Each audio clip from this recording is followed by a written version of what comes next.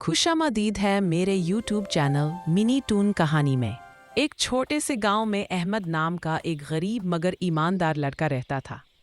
एक दिन रास्ते में उसे एक थैली मिली जिसमें सोने के सिक्के थे। अहमद ने चाहा तो उन्हें रख सकता था, मगर उसका दिल न माना। वो थैली लेकर मस्जिद गया और ऐलान करवाया। थोड़ी देर बाद एक बूढ़ा शख्स आया और रोते हुए बोला, बेटा, ये मेरी थैली है। मैंने अल्लाह से दुआ की थी कि वो मुझे सच्चा इंसान मिला दे। अहमद ने फौरन थैली उसे दे दी। बूढ़े शख्स ने खुश होकर अहमद को इनाम देना चाहा, मगर अहमद ने कहा, मुझे अल्लाह का अजर काफ़ी है। कुछ ही दिन बाद अहमद को एक अच्छी नौकरी मिली और उसकी ज़िंदगी बदल गई। सबक: जो शख्स सच्चाई और अमानतदारी को अपनाता है, अल्लाह ताला उसे ऐसी जगह से नवाजता है जहाँ से उसे गुमान भी नहीं होता।